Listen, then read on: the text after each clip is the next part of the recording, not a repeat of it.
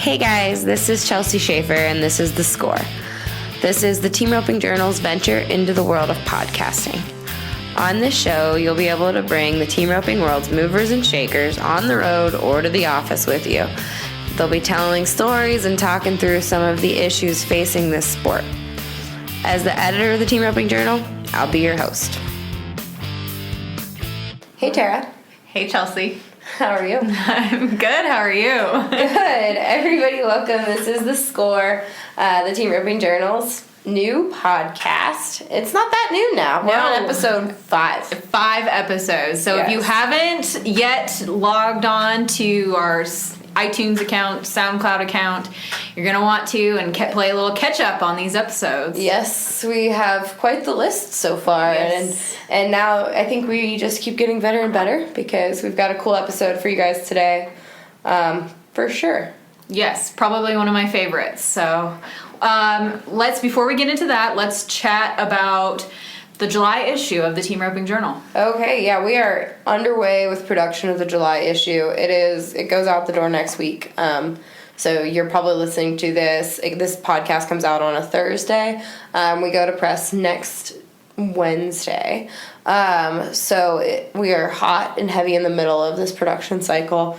And it's huge and massive because the Cinch National Finals of Team Ropings, their whole forms, all the entry forms, all of the host hotels, everything you need to know about what's going on at the U.S. Finals and all the changes that the USTRC is making to the U.S. Finals will be listed in this issue. So there will be about 15 pages worth of content about the U.S. Finals. So we are looking forward to seeing you all there in October. It'll be a really great deal. The newest thing, the thing I want to brag on right now, is we just got confirmation this morning that the exclusive divisional events, or the 11, the 10, the 9, and the 8, will now be the Ram Truck exclusive division ropings. And so every roper that wins those ropings is going to get a $12,500 voucher toward a new Ram truck. So that's big news. Awesome to have Ram as such great partners, and we look forward to seeing everybody with their sweet pickups after the U.S. Finals. Yes, big thanks to Ram Trucks for that big sponsorship. Yeah, and I just got off the phone actually with Carl Strussman, and he told me too that this year there's going to be a number 16 Pro-Am, which will be on Sunday, and the winners of the Pro-Am are getting Case tractors too.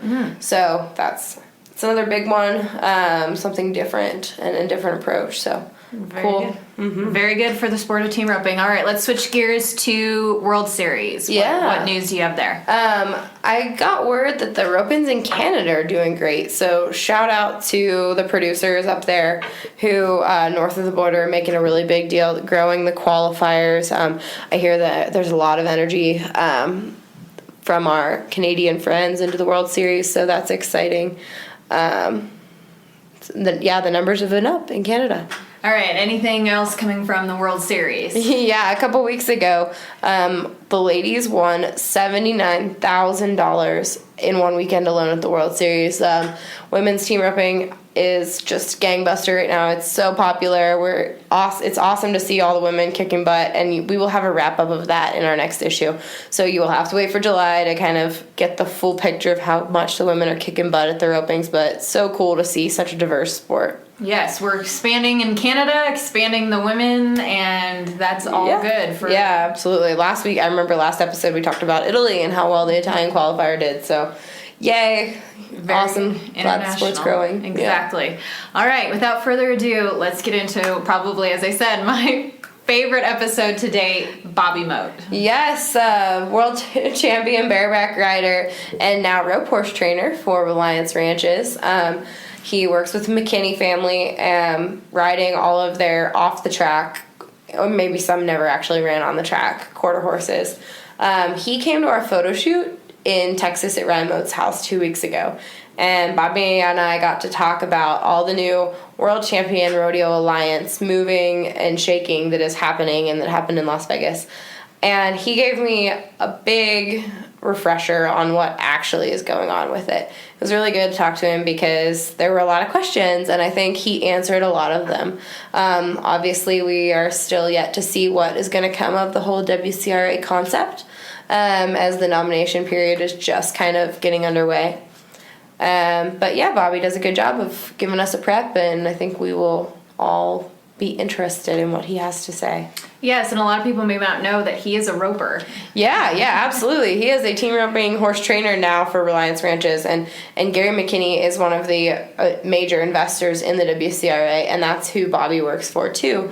Him and his wife, they work at Reliance Ranches. They rope on these horses. They ranch on these horses all day. And he brought them to our photo shoots and talk about horsepower. Holy cow, they are fast and they are big and they run hard and they score sharp and they face good. And it was just really cool to see him. And you will get to see a how-to with Bobby in a coming issue of the Team Roping Journal too. Some sort of head horse training piece we're going to work on. But yeah, for now, I hope you really get to enjoy this next little period of time with Bobby Mote. Hi, everybody. Hi, Bobby. How are you? I'm good. How are you? I'm good. Thank you very much for coming and roping today. My pleasure. It's fun. It's fun to get to rope. Yeah. I've been busy lately. I haven't been able to rope a lot. What's been going on? I've been getting ready for the launch of the WCRA. So between the technology and our first event and the summit, there's been a lot to work on. How many rope horses do you guys have at any given time? So, Bobby, if you haven't been following the stuff that we do with Bobby lately, he works for Reliance Ranches, and you train rope horses. So how many do you have going right now? Oh, there's head horses right now. There's 6 or 7 at all kind of different stages. And then, we spend a lot of time just making sure we've really got them broke. Mm-hmm. And then also if you get them at 2- and 3-year-olds, then it's a while before they're physically ready for it anyways. And so, the ones that we got last year, the 2-year-olds that we got broke, now they're just kind of in a little bit of like a chill out phase because they're riding around really good. They're doing a lot. They're pretty broke. And they need to just go learn to be patient and just kind of be a horse for another year. And then we'll start adding it on them. So there's been, I feel like, a huge learning curve from World Champion Bareback Rider to technology, media mogul, rodeo exec now. Well, you have to rely on people that actually know what they're doing. So I feel like I know something about rodeo, and I think if you rely on people who are the best in their field, then you just gotta hire the right people, I think. Mm-hmm. Yeah, you were just on a conference call, so tell me how conference calls go. Do you just chime in with the Cowboys would want, or are you kind of the rodeo advocate then in the team? Somewhat, yeah. Mm-hmm. Yeah, and I mean, I think that it's important to always bring kind of our long-term vision and what we want to happen, into the conversations and make sure that everybody else on the teams are sharing that vision. Mm-hmm. So what's your job title with the WCRA? President. Okay. Mm-hmm. So let's go back a couple years. The end of, as the ERA ended, you mustn't have been too defeated because you geared up immediately to tell me about kind of where you were mentally, I guess. Well, it was tough because even though we kind of went at it the wrong way, mm-hmm. It was the first time that rodeo athletes ever got together on the same page on anything. Mm-hmm. And really all we wanted to do was make it better. And we were tired of the association not listening to its members. And so we're just at some point well, let's just do it ourselves. And we really thought that we would probably get more support along the way than we did. And looking back, I think it's just that our overall message alienated enough people that was part of it. Mm-hmm. Another thing is that it's easy to lose focus when you're rodeoing full time, that everybody looks at it just like you do. Mm-hmm. And when you're a pro and that's what you do for a living, and you're always you're 100% involved in that lifestyle, it's hard to imagine a different reality for somebody else. And then when you start, we listened to people when there were a lot of people that opposed what we were doing. And I mean, it didn't fall on deaf ears. I mean, there were some haters that they wouldn't be happy if, it'd be like the line on Lonesome Dove, you complain if they hung you with a new rope. It doesn't matter what you said. But a lot of people, they had some valid points. And so we had started working on some form of this database then. And, whenever we had sort of an upset in our management and the board took over the day-to-day, that's when I kind of got thrown in, baptism by fire, so to speak. And so there were some huge commitments that had been made to fans and athletes, and I felt like the board felt like our job was to set it down as softly as we could without anybody getting hurt. And I feel like we were successful in doing that. Yeah, and so too. we, we had to take some lumps and go back and, recommit what we were actually going to do that was reasonable, and we did all those things. And so, and those were no small order in themselves. And so, it was a result of a whole lot of people who cared getting together and still pulling together to try to make it better. There was a period of time there where we didn't really know, like after we had our final event, where we didn't know what exactly the next step was. We just knew we needed to keep stepping. And so the fact that publicly everybody thought that the idea of doing something major for rodeo outside of the PRCA was done was a good thing, because what we found out about having 68 shareholders was you can't make a move without the world knowing what you're going to do before you do it. And so that's terribly unproductive. And so we've just been quietly working on this and kind of keeping our heads down and not worrying about what anybody else was saying. Meanwhile, the ERA got the ball rolling. Right or wrong, it got people to realizing that rodeo needs more than it currently has, and it can be better. And there are more things that are important rather than just running for whatever day money you're running for that day. And there's a group of athletes that understand that, I think, pretty well. And I think there's some other people in the industry that have kind of got the memo too.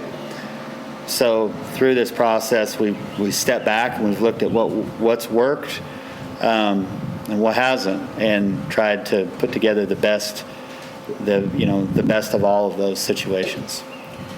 So tell me how Gary McKinney came into the picture, how the McKinney family became a part of, they're a huge part of your life now. Yeah. And now a huge part of the WCRA. Yeah, so Gary came on as a concerned individual for basically the betterment of the sport. He helped with the tail end of the ERA for no reason other than just so that a bunch of rodeo athletes could save face, and wow. then he actually purchased all the shares from all those shareholders, which he could have just stuck a fork in the ERA and moved on and started his own organization, which he had planned on, not ending the ERA like that, but moving on. And so, but he felt like principle-wise that was the wrong thing to do, and that just speaks a lot for his character. That's the kind of guy he is. He'll do what's right even if it doesn't make sense to everybody else, just out of principle. And so it's easy to be involved or to want to be involved with people like that, with those type of, that type of character and integrity.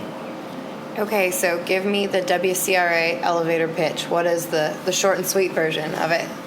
So the WCRA's key word is alliance, and it's about bringing all of the organizations in the Western industry together. It doesn't require anything of those organizations necessarily to change their format or the way they run their show, and it's and so its mission is to compound the competitive efforts for the athletes that are going to different organizations, different events every week, and to be able to deliver a better product to the fans. ultimately making the whole sport stronger. And so somebody asked me the other day, so if a guy is really dedicated to WCRA and wants to pay up at like the World Series and they want to go to, and I know that's not the sole place anybody's doing this, but if somebody wants to go to a jackpot and they want to count it as a nominated jackpot, is it per run? Is it per roping? Is it per, how do you nominate? So do you nominate the number 15 qualifier at the World Series in Torrington, Wyoming, or do you nominate the partner you're roping with at the 15, or how? Yeah, that's a good question. So it's you nominate the event, and so if it was the World Series in Torrington, you would nominate the event the day that you're going to compete, and you would earn points based on the division that event fell in.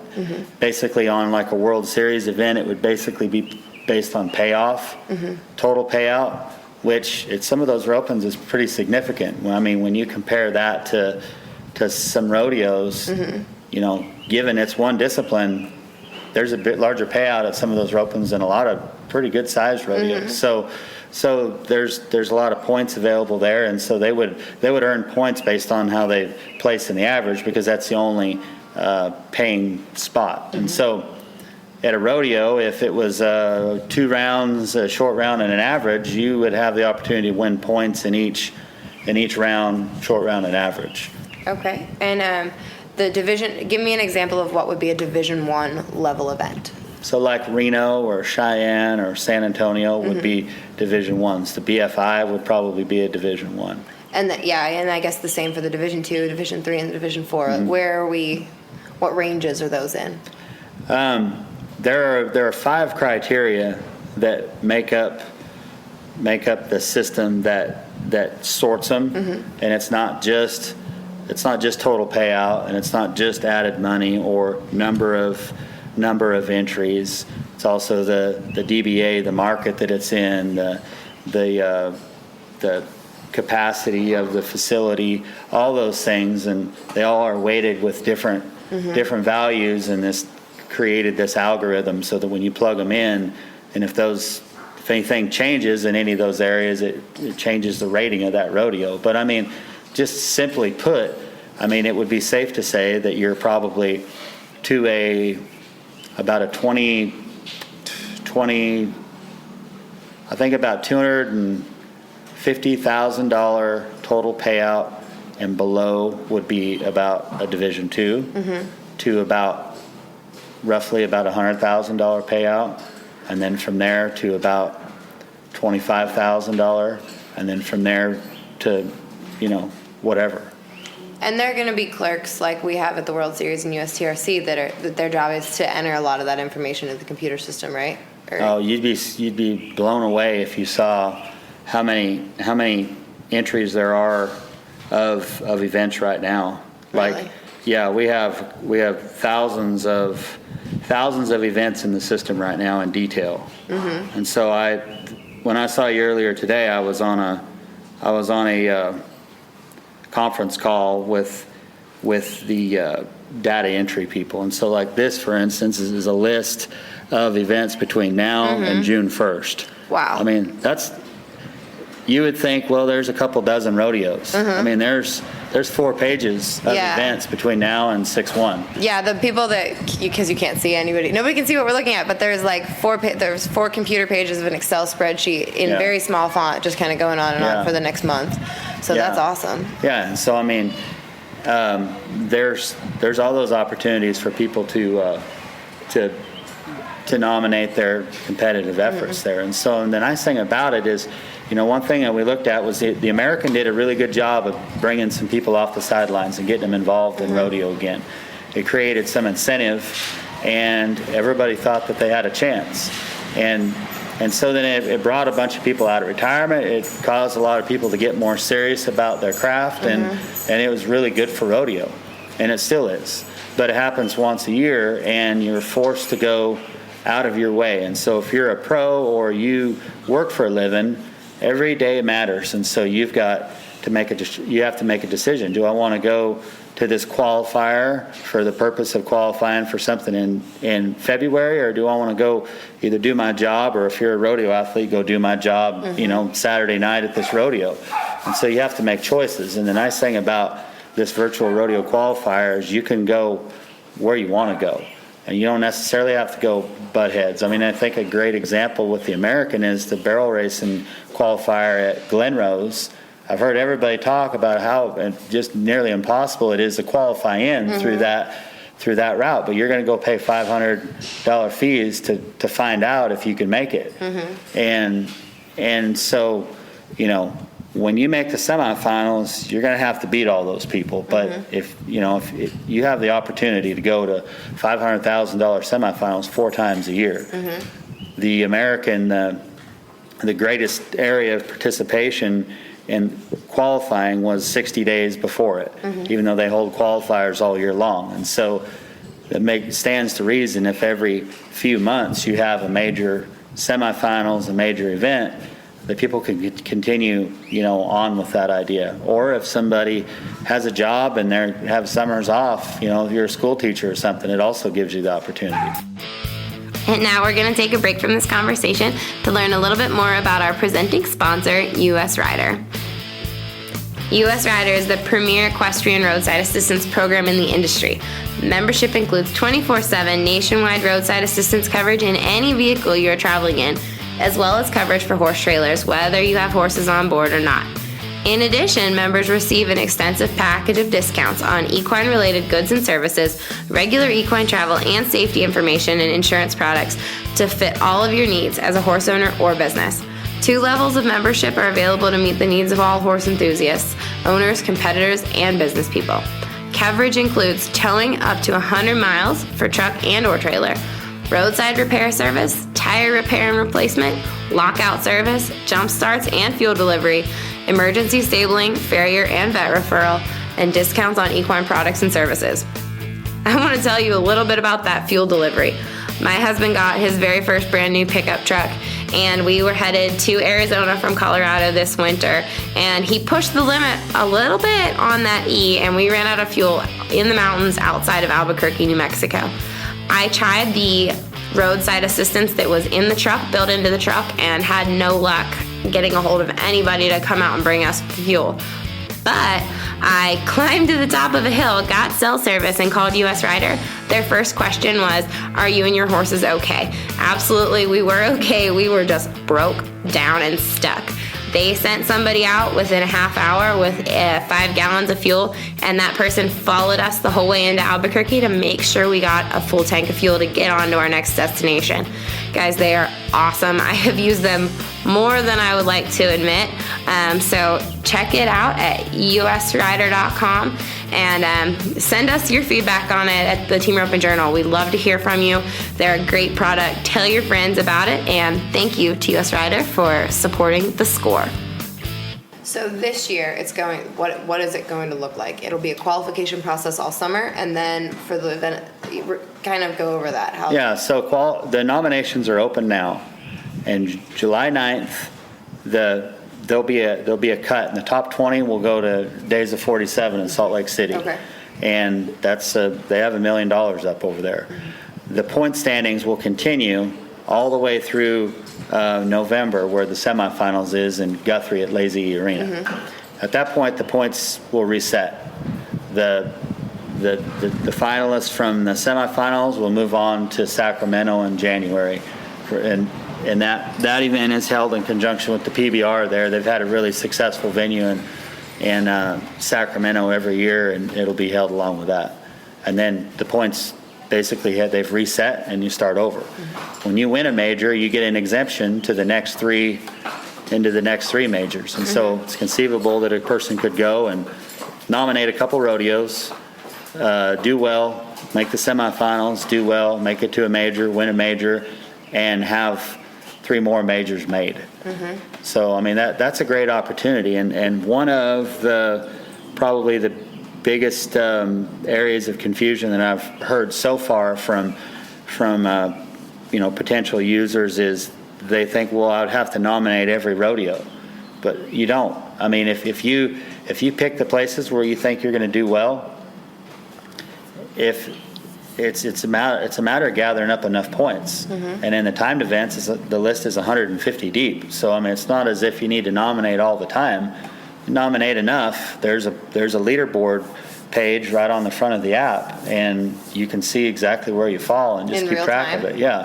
In real time. And so, as you approach July 9th, if you're outside of the top 20, you need to nominate a few more times, or if you're in it, then you're good. Gotcha. Yeah, what has been some of the pushback so far? We're only about a week out from the announcement, so what have you heard? People are just trying to wrap their minds around it. I think that some of the questions, have revolved around, well, you're asking me to pay $100 on top of my entry fees, what I'm already paying, but I don't get any of it today. But I mean, my answer to that is, I mean, the same people were paying $500 a whack and going out of their way to go try to qualify for the American. These semifinals are guaranteed to pay $500,000 regardless of how much participation there is or isn't. And $100 is a drop in the bucket when you consider what it costs to get there, what it costs to make the runs on your horse, or wear and tear on your body, or you name it. That's the cheapest point of entry for any opportunity like this. And one of the things that you and I discussed that is going to be really nice about this is your ability to be flexible. If something is working, you can keep doing it. If it's not working, you can kind of go another route. Talk about maybe some of the interest in adding another girls event. We've talked a little bit about breakaway roping being a possibility. Yeah, you put me right on the spot. I've had a lot of people come up to me lately and ask about it, and it is, I'll tell you, it's in discussion. It's in discussion.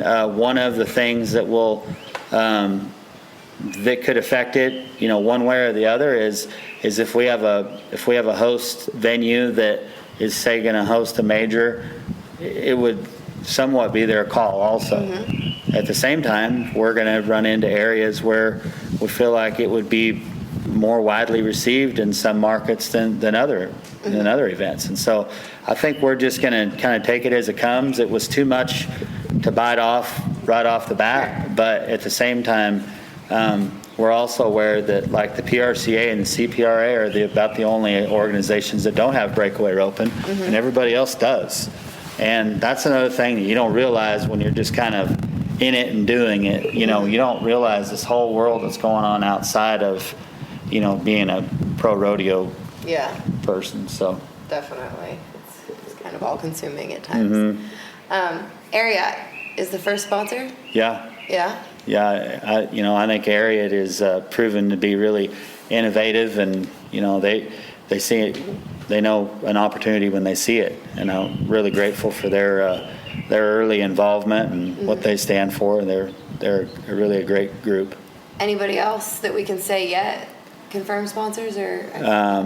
No, but I'll tell you that the PBR sponsorship team has proven to do really well, and they're on it. And so I think they needed a sample of what the product could look like, and that's what we gave them in Las Vegas. And so that was a big reason for doing it. Are they going to be looking outside the traditional Western market? I think they always are. I mean, I think that you have to bring interest and money in from outside of the same kind of wore out categories. I mean, it's great that those categories have given as much to rodeo and supporting it as much as they have, and they've tried to spread it as much as they have, and I think that's outstanding. But it is really time to get outside of that a little bit and try to get a little more mainstream, and I think that the PBR is positioned better to do that than anybody else. Days of 47 was a pro rodeo last year. Is the hope that rodeos will stay PRCA rodeos, or, I mean, talk about the new relationship with the PRCA. Well, it's still in the works. I mean, we've had several meetings with them, and I know that Gary and Sean are meeting again with George here very soon, and that's obviously one of the goals, is to make it all work together. I mean, we're trying to keep this from being a binary choice where people have to choose one or the other. That's why we're built to be so flexible, where you don't have to choose. You can go where you want to go. And we're not trying to pile more events on your calendar, just trying to give you more opportunities. Very good. Man, is there something you want me to ask you that I haven't asked? Is there a point you want to hammer home, Bobby? Just that, Sean said it in his speech at the summit last Friday, and it's really true, is that everybody in rodeo recognizes that it has more potential and it needs to be better. And so whether you want to be involved or not with somebody who's willing to step out there and make some positive change, if you're not for it, then you're kind of against it, and that means you're against progress in your sport, and I just don't think that's healthy for anybody. I think that there's a place for every type of organization and event and athlete, and if we're smart about this, then we can learn some things from what they've done in team roping and barrel racing, where they've created areas for all different levels of people to compete and make good money, and it's proven to work. I mean, in barrel racing, team roping, and bull riding, there were over 750,000 entries last year, and so that's in like 3 disciplines, mainly in 2, and in all of rodeo combined, there was like 200,000, and so it's clear that these other disciplines can kind of go do it on their own. And so if they continue to branch out and leave rodeo, then what's next, And so I think we should all hope that it all continues to grow and get stronger, and that's one of our goals. Is your bareback riding career officially sidelined? Is this new opportunity any chance that we'll see you ride? No, I'm done. I made my announcement a little over a year ago. Yeah. And my last 2 years of probably being able to ride at that level, I was kind of engulfed in trying to change rodeo, and so I guess I gave it up. I feel like I could do it today, but I mean, it's not where my priorities are. So I don't guess I have anything left to prove in that event, and I'm anxious to get to rope more and work on this venture. Hey, before you go, leave us a rating on iTunes, leave us a review, let the world know what you think. That helps more people find us on iTunes, and give us a shout out, share it with your friends, so more people can know about the score, can talk team roping, and hopefully help push this industry even further forward. Thank you all.